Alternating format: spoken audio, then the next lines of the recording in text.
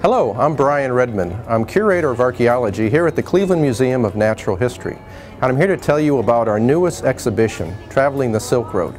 Now this was put together by the American Museum of Natural History, and we're very happy to have it here at the museum. Today I'm going to give you a sneak peek of the exhibition.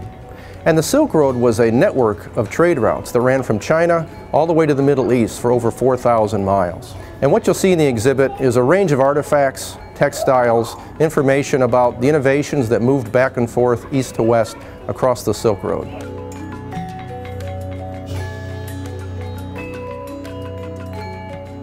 This exhibition explores the legendary Silk Road for a 600-year period from about 600 to 1200 AD. And this is the first stop, or the eastern end of the Silk Road, the great city of Xi'an, the capital of China, the largest city in the world at that time. And as visitors come to the exhibit, they can get a passport, which they can stop at each place and have it stamped. As the name of the exhibition indicates, silk was one of the most important commodities traded on the network. Here we are in China, and this part of the exhibit talks about how silk was produced and made into fabric.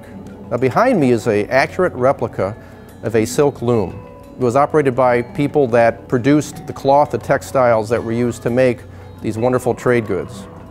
And right to my right are live silkworms. Visitors can come and see live silkworms and learn more about how these tiny creatures produced the fiber that was made into these wonderful textiles.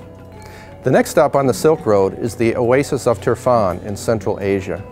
And here you can see a reconstruction of a night market. And it shows examples of all the different commodities traded on the Silk Route.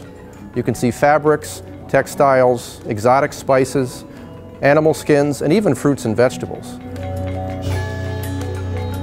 Here we are in the great trading city of Samarkand.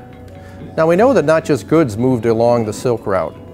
Other things like culture, technology, art, and even stories moved back and forth. Behind me is an animated storybook where visitors can hear tales from different cultures along the Silk Route.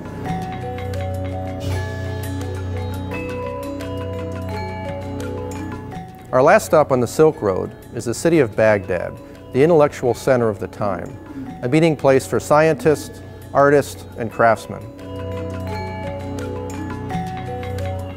The Middle East was also a center of glassmaking at this time.